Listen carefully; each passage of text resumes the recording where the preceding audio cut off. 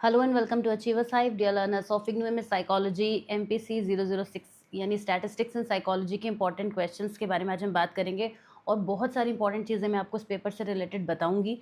अभी तक आप 5 पेपर्स बहुत अच्छे कर चुके हैं और 6 पेपर को भी आप बहुत अच्छा कर पाएँ, इसके लिए कुछ इंपॉर्टेंट टिप्स पे ज़रूर ध्यान दीजिएगा जिस वीडियो में मैं आपको बताने वाली हूँ। काफ़ी कुछ बताना है मुझे इस वीडियो में, तो चलिए बिना किसी डिले की शुरुआत करते हैं। सबसे पहले तो ये जो इम्पोर्टेंट क्वेश्चंस हैं वही अगेन पीवाईक्यूज़ ही हैं। वो फ्रीक्वेंसी में आपको नज़र आ रहे होंगे और कुछ टॉपिक्स ऐसे हैं जो सेक्शन ए को पूरी तरीके से डोमिनेट करते हैं।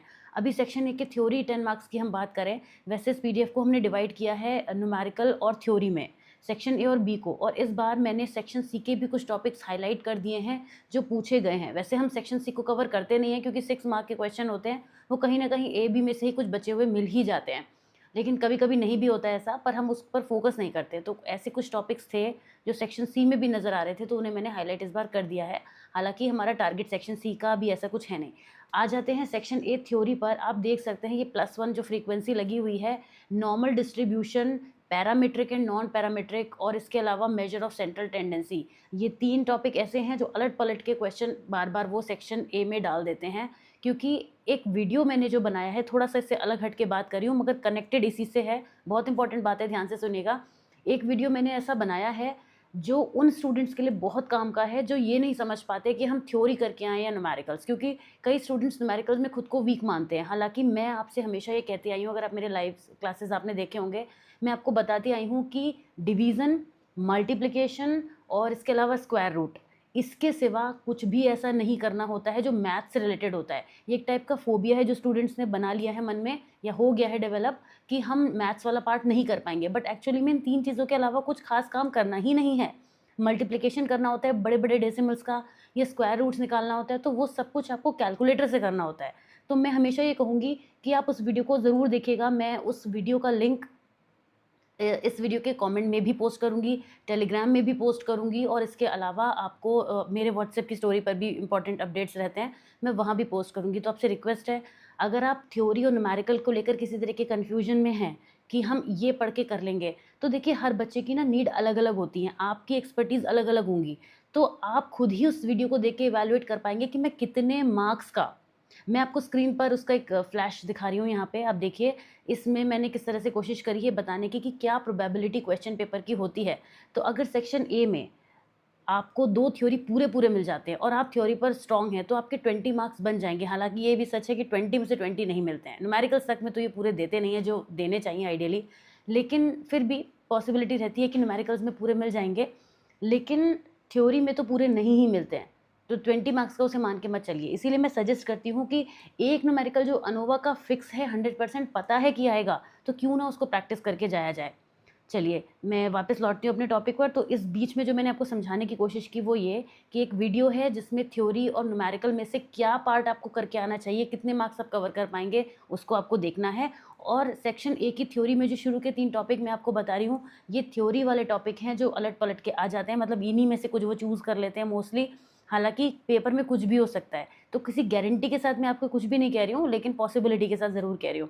तो इन टॉपिक्स को आप कवर करना है। इसके बाद आप कुछ टॉपिक्स ऐसे भी देख रहे हैं जो एक-एक बार पूछे गए हैं, और एक कुछ तो ऐसे हैं 1-2 बार पूछने के बाद पूछे भी नहीं गए हैं। मतलब जैसे inferential statistics, organisation of data, ये भी लॉन्ग में पूछ लिए गए हैं। तो ये हो सकता है कि ये छोटे टॉपिक्स हैं, इनको न्यूमेरिकल के साथ मिक्स करके पूछा गया हो। इनमें जो छोटे-छोटे टॉपिक्स आपको दिख रहे हैं, इनके साथ कोई न्यूमेरिकल भी लगाया जा सकता है, तो इसलिए भी ये टॉपिक कवर करने ज़रूरी हैं, राइट? अब सेक्शन ए में हम न्यूमेरिकल की बात करें तो वन वे अनोवा तो फिक्स है, आना ही आना है। इसके आगे जो फ्रीक्वेंसी लगी है उसका कोई सेंस नहीं बनता, क्योंकि वन वे अनोवा तो आता ही है। टू वे अनोवा न्यूमेरिकल में नहीं आता है।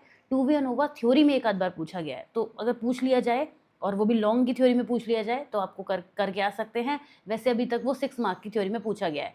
इसके बाद कैंडलस्टाउ, टी टेस्ट, स्पीयरमैन के क्वेश्चन आजकल जो रैंक बेस्ड क्वेश्चन हैं, वो लॉन्ग में कवर होने लगे हैं। ये पहले नहीं होता था। आपको स्पीयरमैन और पियर्सन प्रोडक्ट की फ्रीक्वेंसी तो कम दिख रही होगी, 2-3 बार ही पूछे गए हैं, लेकिन ये हुआ रिसेंट टाइम्स में ही है।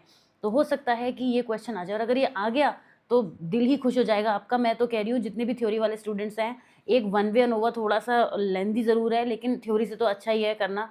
और इसके अलावा रैंक बेस्ड जो क्वेश्चन है, स्पीयरमैन्स रो हो गया, पियर्सन प्रोडक्ट मोमेंट हो गया, कोरिलेशन वाले बेसिकली, नॉट रैंक वाले, इनको ज़रूर कोरिलेशन बेस्ड क्वेश्चन को ज़रूर कर लीजिएगा, ये काफ़ी पूछे जाते हैं।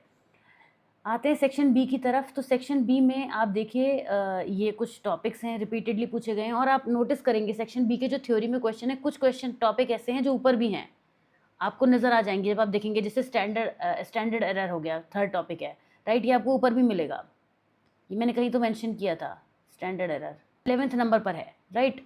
तो ये टॉपिक कॉमन भी है, ये मत सोचिएगा कि इधर 16 पढ़ने हैं उधर पढ़ने हैं, कुछ चीज़ें कॉमन है और अगेन सेक्शन सी में भी ये कवर हो जाती हैं। अच्छा, बी सेक्शन में ये 4 न्यूमेरिकल मैंने मेंशन किए हैं, लेकिन और भी आ सकते हैं। आप न्यूमेरिकल्स वाले जो हैं, जो प्रिपेयर करके जा रहे हैं, वो तो सारे ही टॉपिक पढ़ के जा रहे होंगे। इस पेपर के लिए मैंने आपको एक टिप और दी है पहले भी कि आप जब 6 पेपर के लिए एग्जामिनेशन हॉल में जाते हैं तो हॉल में जाकर अपनी कॉपी लेकर जो भी न्यूमेरिकल्स के आप याद करके गए हैं फॉर्मूले, उनको एक बार अपनी कॉपी के पीछे लिख लीजिए। उससे क्या होगा, आप जब पेपर शुरू करेंगे तो आपको रिकॉल नहीं करने पड़ेंगे, क्योंकि क्वेश्चन पेपर देख के हम कई चीज़ें भूल जाते हैं। तो जो फॉर्मूलाज आपने लर्न किए हैं उनको लास्ट वाले पेज पर एक पेंसिल से हल्का हल्का लिख लीजिएगा, बाद में उनको इरेज भी कर सकते हैं, राइट। तो ये हैं कुछ टॉपिक्स जो आपको कवर करने हैं 6 पेपर में। थोड़ा टाइम भी आपको मिला है तो अच्छे से प्रिपेयर करिएगा। कोई डाउट है तो इस कमेंट्स में ड्रॉप कीजिएगा। वैसे आपको ज़्यादा से ज़्यादा प्रैक्टिस करनी है, बस इस पेपर में प्रैक्टिस के सिवा और कुछ नहीं है। और आप बहुत लकी हैं, आपको टाइम मिला है। यकीन मानिए, स्टूडेंट्स 5th पेपर देकर अगले दिन 6th पेपर देकर आते थे और फिर भी बहुत अच्छे मार्क्स लेकर आए हैं। तो आप लोगों के तो बहुत ही अच्छे मार्क्स आने चाहिए। आई एम श्योर जब आप बहुत अच्छे मार्क्स लेकर आएंगे तो ज़रूर अपने मार्क्स शेयर करेंगे मेरे साथ में। और wishing you all the very best. बहुत अच्छा करके आइएगा। ये पेपर उतना डिफ़िकल्ट है नहीं जितना लगता है, एक प्रॉपर स्ट्रैटेजी हमें यूज़ करनी है। और कुछ वीडियो लिंक्स हैं जो आपको ज़रूर देखने हैं। एक तो स्पेसिफिकली मैंने मेंशन किया है, कुछ और मुझे लगेगा तो वो भी मैं आपको बता दूंगी। स्टेप मार्किंग होती है, ये क्वेश्चन आएगा कमेंट्स में तो मैं बता दूं, स्टेप मार्किंग होती है, स्टेप्स में मार्क्स मिलते हैं। अगर आंसर गलत हो जाए, लास्ट फाइनल आंसर, तो आपको जो आपने पूरा प्रोसेस फॉलो किया है उसके मार्क्स मिलते हैं। ये एक पॉसिबल क्वेश्चन है जो आप पूछ सकते हैं। इसके अलावा कोई क्वेश्चन हो तो ड्रॉप कीजिएगा, answer in the comments. All the best, take care, bye bye.